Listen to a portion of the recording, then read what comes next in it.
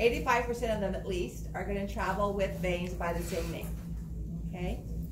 So we have subclavian veins and brachial veins and radial veins and ulnar veins and so on. All right. So if I can erase, if I may erase the board. So we are at 22 minutes.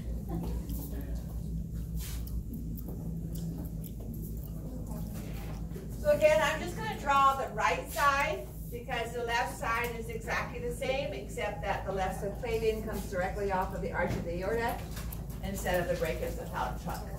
But all of the subclavian branches are going to be identical whether we're talking about right or left. So we'll draw the arch of the aorta here, ascending aorta, coronary arteries, brachiocephalic trunk, common carotid, subclavian. Okay. So brachiocephalic trunk was number what? 4 on the first diagram? 4. Coronary was 4. So brachiocephalic trunk was 5. I'm not going to write it down again. I just want you to be able to look back at your diagram. And then we had common carotid coming off.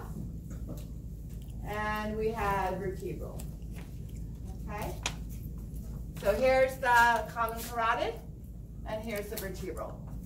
Actually, let me make that a little bit lower. I'm not going way over my head.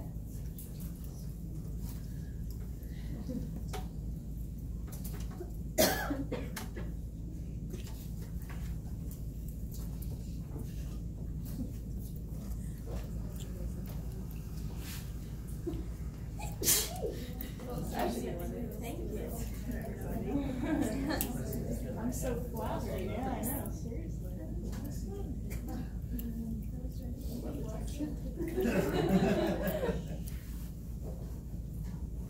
And subclavian was what number? 7. So we've already talked about common carotid and vertebral. And then we're going to have a third branch coming off of the subclavian called the fibrocervical trunk. So I think that number should be 23. I believe 22 was our anterior communicating, the last one that we used. And there are a whole bunch of branches from the fibrocervical trunk, which I'm not going to name, but I want you to know where they go to. Okay?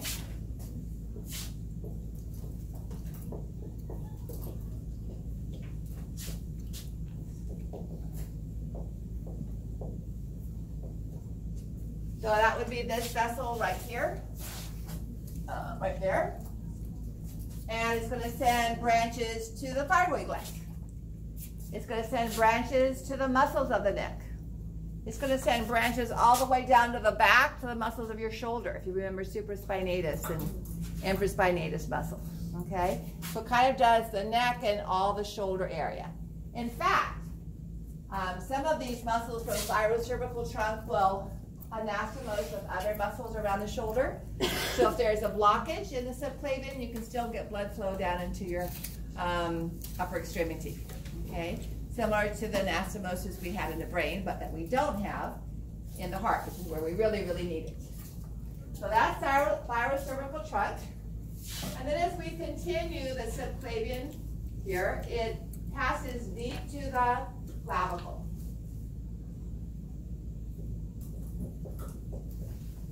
As soon as we see it on the other side of the clavicle, it changes names. Okay? So once we see it on the other side of the clavicle, this is now known as the axillary artery. And if you were to take an upper division anatomy course, the axillary artery is kind of cool. It has 6 branches. 3 parts, 1 part comes off the first branch, 2 vessels come off the second branch, and 3 vessels come off the third. And as you can see, they supply this whole shoulder joint region. Some supply the bones, some supply the scapula, some supply the chest muscles, and they're all in this area right here. So on some of our models, that's a good way to find the axillary arteries. You see a whole bunch of branches coming off. You don't need to know any of those, all right? But it does make it a good way of recognizing the axillary artery. Then, the axillary artery changes names again. At the lower border of the scapula, it passes deep to the teres major muscle. Remember that was a muscle that comes off the lateral border of the scapula and under the humerus and does external rotation. So when it gets to the inferior border of that, we call it a different artery again. It's like changing the name on a road. So as soon as it gets to the inferior border of teres major, this is now known as the brachial artery.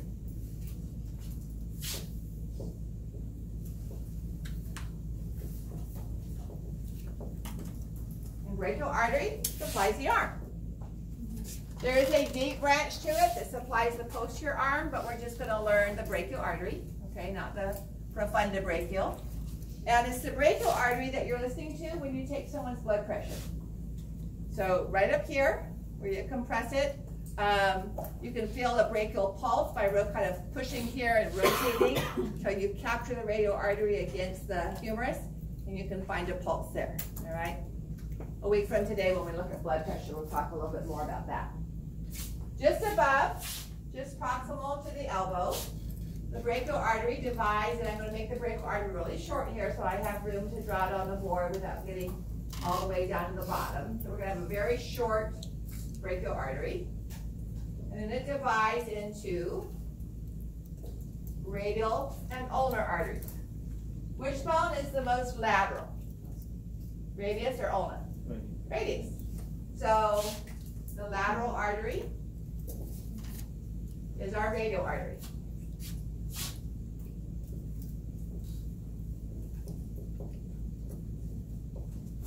And the medial vessel is the ulnar artery.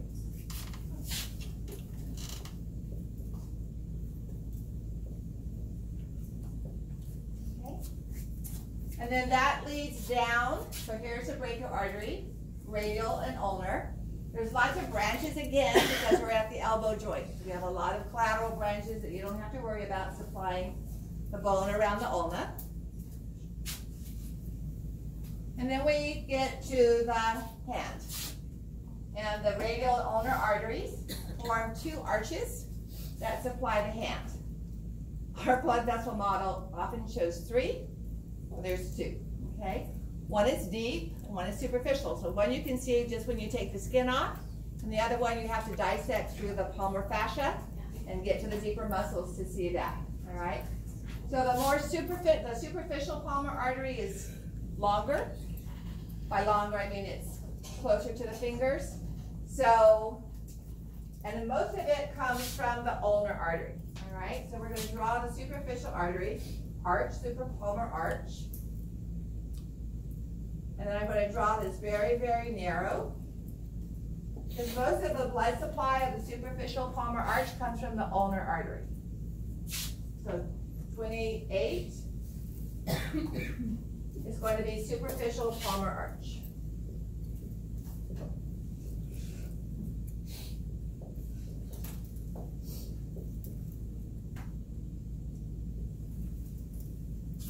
And then the deep palmar arch is more proximal.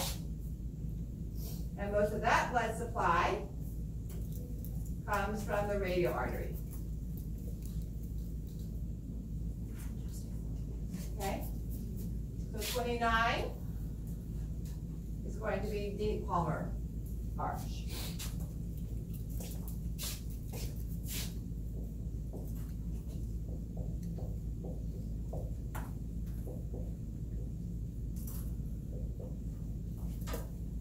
In actuality, that branch for the deep palmar arch actually comes around the thumb and goes through this web space here to finish forming off the deep palmar arch.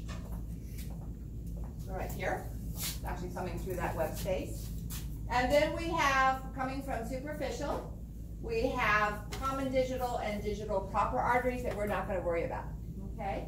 But I do want you to notice, and I'll just kind of draw this on the board. So here's superficial This would be on the right hand. So ulnar artery, radial artery, superficial palmar. I'm not going to draw in the deep palmar. So this would be ulnar, radial,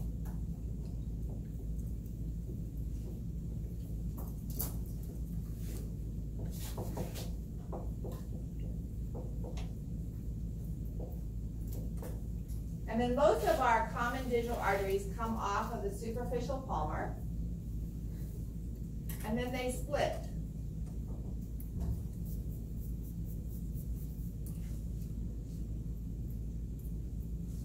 So our blood supply along the fingers runs along the medial and lateral aspect of the finger, not right down the middle. Same place where our nerves are, okay? So you're more likely to get numb or to cut a blood vessel if you do it laterally than if you do it down the midline, at least a major or finger vessel, okay? So these are known as common digital, where they're following along the metacarpals, and these are known as digital proper, when they're actually in the fingers. Okay. So, another type of question, in fact, your extra credit question, although it really doesn't matter, I mean, it's all total points, for this unit is a tracing question. And there are sample tracing questions on Canvas. We haven't gone very far, but if I were to say trace a drop of blood from the heart to the temporal lobe on the right side of the brain. So we'll just make it easy and start on the right side. So first of all, we have the ascending aorta. Then we have the arch of the aorta. Brachiocephalic trunk is going to take us to the right side. Now I said temporal lobe. So we could get there by going through the vertebral arteries, but the easiest way is to just go up the internal carotid. So the next, yes? What if we don't have the easiest way? You can tell us where you're supposed to go by the number of blanks I give you. Okay. And I'll have some of them filled in, so it won't be a whole bunch of 20 blanks. I'll have some of them filled in to kind of guide you along the way, okay? So then we go on the internal carotid artery. And to get to the temporal lobe, we're going to take anterior or middle cerebral artery to get to temporal lobe. Middle. Because anterior doesn't get to the temporal lobe at all. So then you'd have middle cerebral artery, and then we're in the temporal lobe. Okay? If I say chase a drop of blood to the left little finger, you would have the arch of the aorta, sorry, the ascending aorta. The arch of the aorta, and since I said left, you can't take the brachiocephalic trunk. So the next branch would be the subclavian. And then you would be, from the subclavian, you would be in the axillary artery. From axillary, you would go to brachial. And if you're going to go to the little finger, you're going to take ulnar, all right, to the superficial palmar arch, and then you'd be at the common digital or proper digital, if I had to go that deep, and then you would be at the little finger, okay?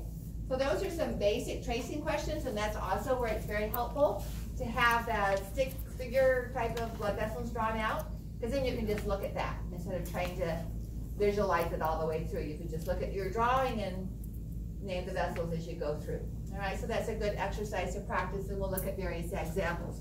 Because, obviously, if you know me by now, I don't make it that easy. It includes both veins and arteries.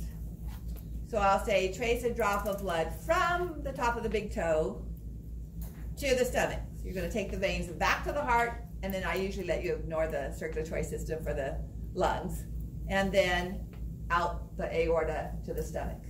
Okay, but again, there's practice ones online, and we'll do some practice ones in class as well. All right, but if you can practice drawing the map or stick-figure arteries, then you can just, the veins, you can just kind of follow that along and write the names down. Okay, last thing I want to do before our next break is to, okay, question 5. Here's an easy one, I think. Most of the blood within the superficial palmar arch flows from radial or ulnar?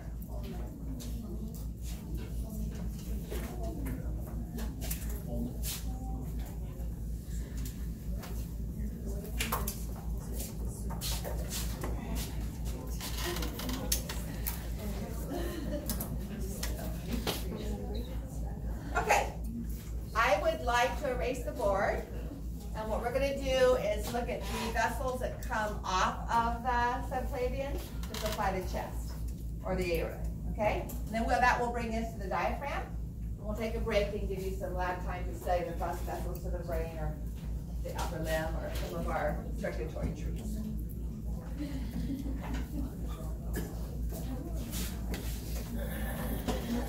You go first. Got you, girl.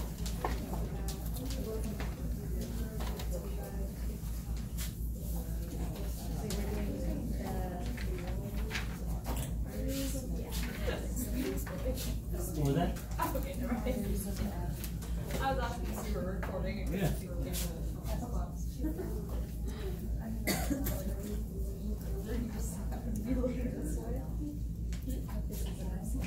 So what I'm drawing now is going to be repeated on both sides, both the right and the left subclavian.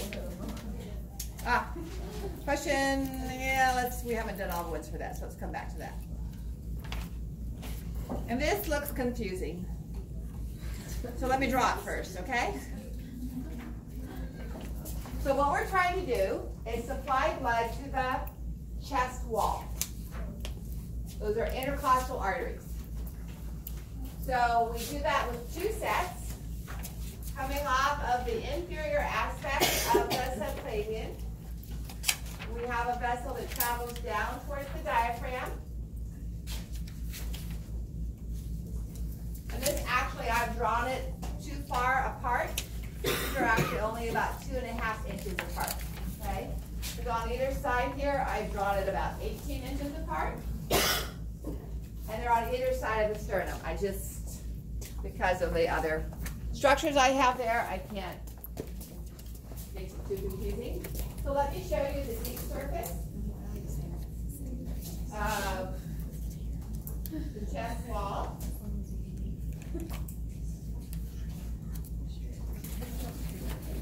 And these are good models to study too, the torsos.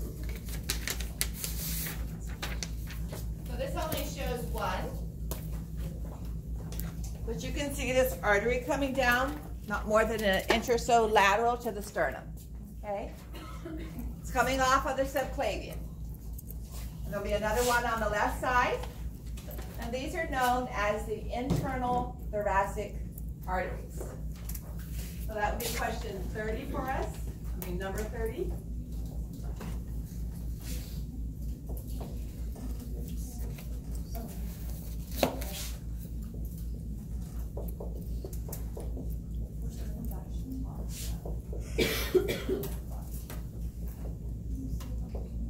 And it gives off lateral branches.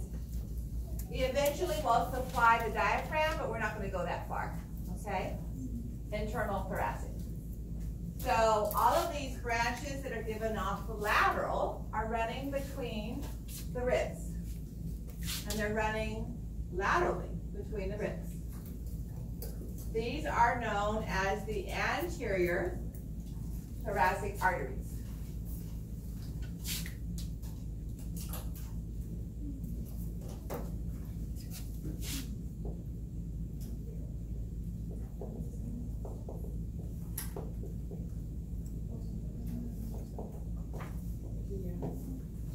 Two A's is my plural version of arteries. And they're going to run like this around to the midline of the body. Okay? So as you can see here, here's the internal thoracic, and it's giving off anterior intercostal arteries between each of the ribs. Okay? So that's going to occur as it goes laterally. What vessel do you think is the source of our posterior intercostal arteries?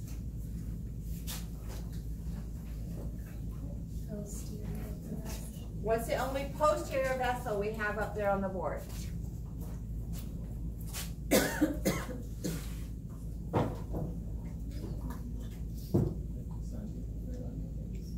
The aorta. The thoracic aorta runs posterior behind the heart, and it gives off a pair of vessels all along the way down the posterior thoracic component.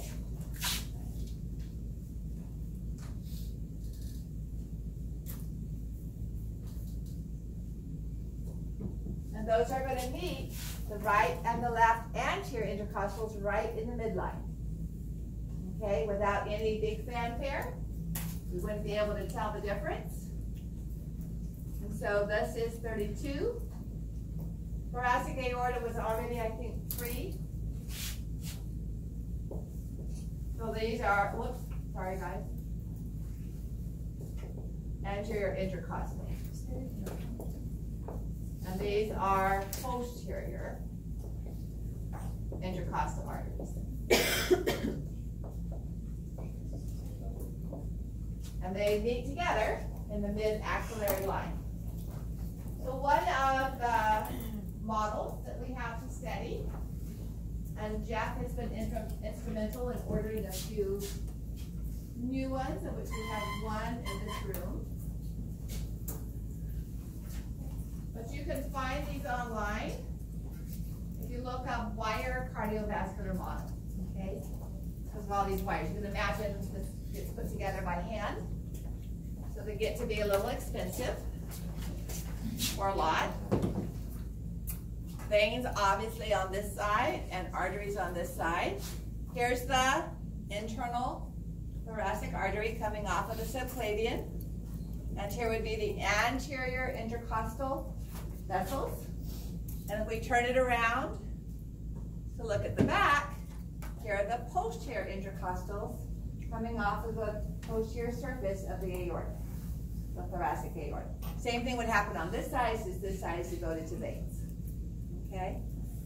Now, this looks like a mess up here, and it is. Okay? So most of the vessels that I tag on here are for the upper limb and lower limb, and a few like the internal thoracic and when we get to the veins. Even the organ ones, while they're cool to find on here, get to be a little too compact. I prefer diagrams or digestive models where you can actually see a blood vessel going to or coming from the stomach or the small intestine or so on. Okay? But these are good for the limbs. All right, one more vessel that I need to diagram on here. And this will always be on a diagram. We'll never see these vessels on a model because the heart's always in the way. And these vessels come off of the anterior surface of the thoracic aorta. So I'm going to draw it in solid just so you can see them.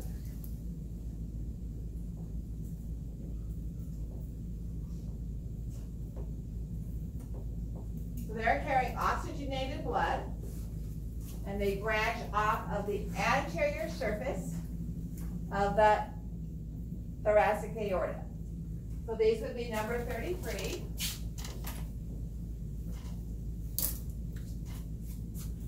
These are known as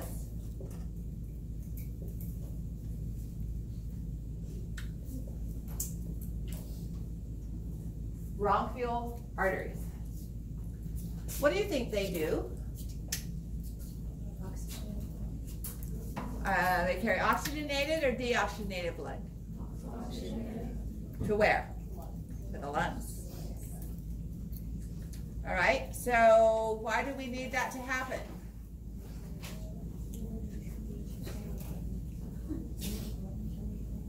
What are the pulmonary arteries doing? They're going from the right ventricle to the lungs, so they're carrying deoxygenated blood to the alveoli to pick up oxygen. But the lung is a functioning organ. It has muscle cells and epithelial cells and neurons. All of those need oxygenated blood. So the lung, as an active organ needing its own nutrients, isn't going to get them from the pulmonary arteries, all right? So it gets them via the bronchial arteries. The bronchial arteries travel into the lungs with the pulmonary arteries, but they're supplying oxygenated blood and nutrient-rich blood to lung tissue. Whereas the pulmonary arteries branches are only doing that to pick up oxygen from the capillary beds around the alveoli. Okay. Question 6. Each of the following arteries is a branch of the subclavian artery except the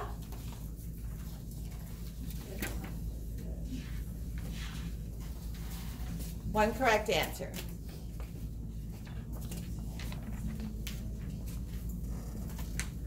Each of those vessels listed is a branch of the subclavian artery except. So look at what I have drawn up on the board.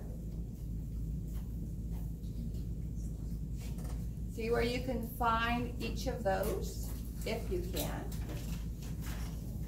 And which of them is a branch or is not a branch of the aorta, the subclavian.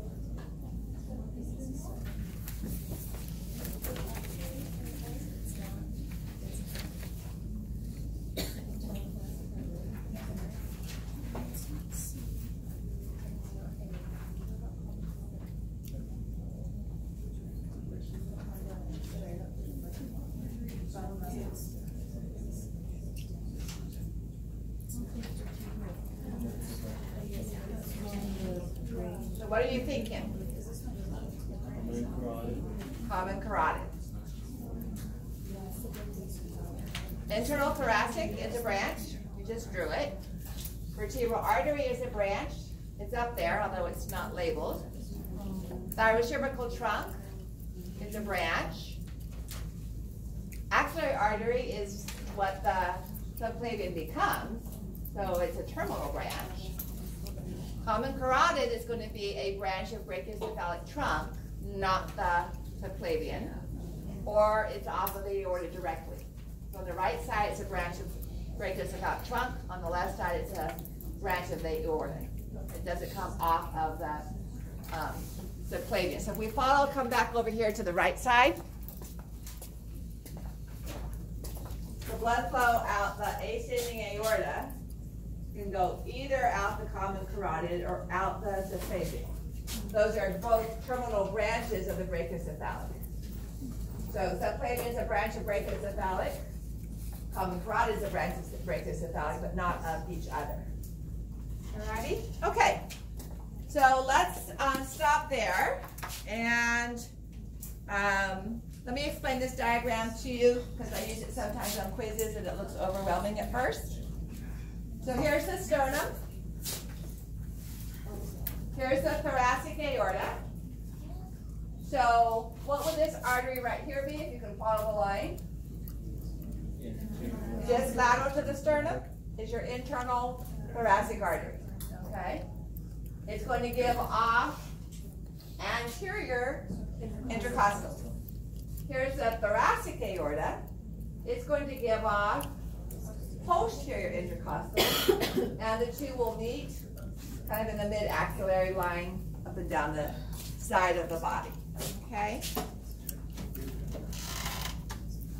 This is about the only diagram I know that shows the bronchial arteries. Here's internal thoracic and here's internal thoracic, and even those are shown a little farther apart. And then we're seeing posterior intercostals coming off of the aorta. Is that just going for the yeah, so the internal thoracics are paired, and then the posterior intercostals are paired coming off the back of the aorta.